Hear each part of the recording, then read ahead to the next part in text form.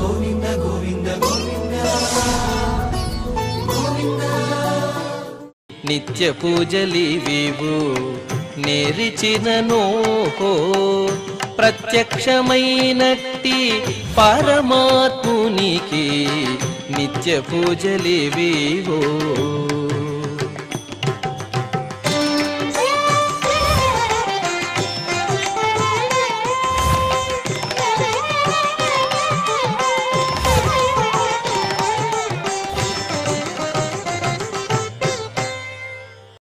ఓం నమో వెంకటేశాయ.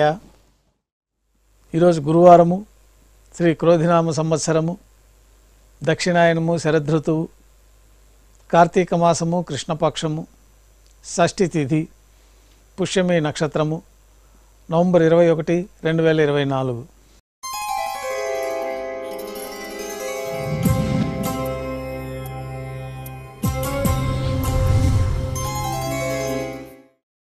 శ్రీవారికి గురువారం ఆర్జిత సేవగా తిరుప్పావడి సేవ విశేషంగా జరుపుకుంటాము. సాతుమర పూర్తయిన తర్వాత రేపు అనగా శుక్రవారం అభిషేకం ఏర్పాట్లలో భాగంగా శ్రీవారి మూలవర్లకు అలంకరించబడి ఉన్న సువర్ణ తిరువాభరణాలు, రత్నాభరణములు, హారములు తొలగించి శ్రీవారి ముఖమండలంలోని పచ్చకర్పూరం తిరునామంను అర్ధభాగం తొలగించి శ్రీవారి నేత్రములు కనిపించే విధంగా అలంకారం చేయబడుతుంది. శ్రీవారికి బంగారు పాదకవచములు, సువర్ణ కటిహస్తము, వరదహస్తము, శంకుచక్రములు, కర్ణపత్రాలు, శాలగ్రామాల హారములతో అలంకరిస్తారు. గర్భాలయం శుద్ధిగా వించిన తర్వాత మాధ్యాహ్నిక ఆరాధనలో భాగంగా బంగారు పంచపాత్రలో శుద్ధ జలాన్ని నింపి శ్రీ వైకానస భగవత్ శాస్త్రోక్తమైన విధానాలతో ఉపచారాలు స్వామివారికి ఉత్సవమూర్తులకి నిర్వహించి అష్టోత్తర శతనామావళితో అర్చన జరుగుతుంది. మాధ్యాహ్నిక నైవేద్యంలో భాగంగా పాచక కైంకర్య పొరలు సుమారు 450 కిలోల పరిణామంలో తింత్రిణీ రసాన్నం అంటే పులిహోర గరుడాల్వారు ముందు వెండి పీఠం పైన రాశిగా పోసి అలంకరించి 8 దిక్కులు శిఖరములుగా ఏర్పాటు చేసి నారికేళ అర్థఫలములు మరియు పుష్పముల చేత అన్ని దిక్కుల యందును ముఖభాగం నందును రమణీయంగా అలంకరించి శ్రీవారి దృష్టి గోచరించినట్లుగా ఏర్పాటు చేస్తారు. గర్భాలయంలో విశేషమైన లడ్డూ ప్రసాదం, వడ, అప్పము, జిలేబీ, మురుకు, పాయసం, అన్నప్రసాదాలు ఘంటానాదం మధ్య మాధ్యాహ్నిక నైవేద్యంగా సమర్పించి అన్నకూటం చుట్టూ ఏర్పాటు చేసిన తెరను తొలగించి తిరుప్పావడి సేవల్లో భాగంగా వేద పండితులు బంగారు వాకిల్లో శ్రీనివాస గద్య పఠనం చేస్తారు.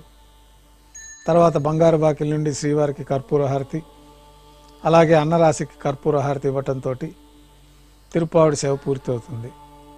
అనంతరం భక్తులని సర్వదర్శనానికి అనుమతిస్తారు. ఈరోజు భక్తులు స్వామివారిని నేత్రదర్శన అలంకారంలో దర్శించుకుంటారు. ఉభయ దేవేలతో శ్రీ మలయప్ప స్వామివారు బంగారు తిరిచిపైన వేయించేసి మేళతాళాలతో ఊరేగింపుగా విమాన ప్రదక్షిణంగా సంపంగి ప్రాకారంలో కల కళ్యాణ మండపానికి చేరుకుంటారు. కళ్యాణోత్సవం ప్రారంభమవుతుంది.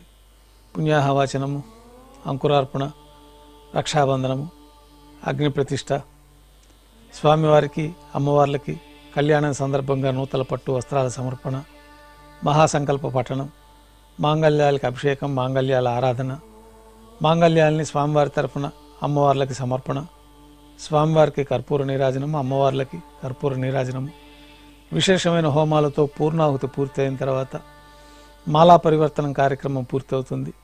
ఉభయ దేవేరులను శ్రీవారి చెంతకు చేర్చి ఈ సందర్భంగా స్వామివారికి అక్షతారోపణం అనే వైదిక కార్యక్రమాన్ని నిర్వహించి నైవేద్యం, తిరిగి కర్పూర నీరాజనంతో కళ్యాణోత్సవం పూర్తవుతుంది. కళ్యాణోత్సవ భక్తుల దర్శనం అనంతరం ఉభయ దేవేలతో శ్రీ మలయప్ప స్వామివారు మేళతాళాలతో ఊరేగింపుగా ధ్వజస్తంభం వద్ద కల అద్దాల మండపానికి చేరుకుంటారు. వేద పారాయణ నడుమ అద్దాల మండపంలో ఊంజల్ సేవ నిర్వహిస్తారు. కర్పూర నీరాజనంతో ఊంజల్ సేవ పూర్తి అవుతుంది. ఉభయ దేవేలతో శ్రీ మలయప్ప స్వామివారు మేళతాళాలతో ఊరేగింపుగా ఆలయం వెలుపల కల వైభవోత్సవ మండపానికి చేరుకుంటారు. ఆర్జిత బ్రహ్మోత్సవంలో భాగంగా స్వర్ణ గరుడ వాహనం పైన శ్రీ మలయప్ప స్వామివారు వేంచేస్తారు. కర్పూర నీరాజనంతో స్వర్ణ గరుడ వాహన సేవ పూర్తి అవుతుంది. హనుమంత వాహనం పైన శ్రీ మలయప్ప స్వామివారు వేంచేస్తారు. కర్పూర నీరాజనంతో హనుమంత వాహన సేవ పూర్తి అవుతుంది. పెద్ద శేషవాహనం పైన శ్రీ మలయప్ప స్వామివారు వేంచేస్తారు. కర్పూర నీరాజనంతో పెద్ద శేషవాహన సేవ పూర్తి అవుతుంది. తిరుచిపైన శ్రీ మలయప్ప స్వామివారు వేంచేసిన తర్వాత ఉభయ దేవేరులతో కలిపి శ్రీ మలయప్ప స్వామివారికి కర్పూర నీరాజన సమర్పణంతో ఆర్జిత బ్రహ్మోత్సవం పూర్తి అవుతుంది.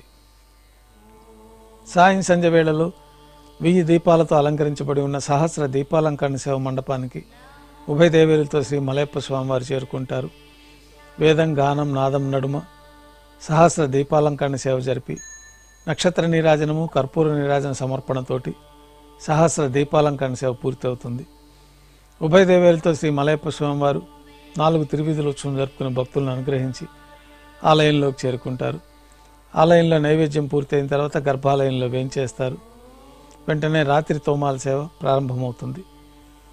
గురువారం సాయంత్రం స్వామివారికి పూలంగి సేవ నిర్వహిస్తారు.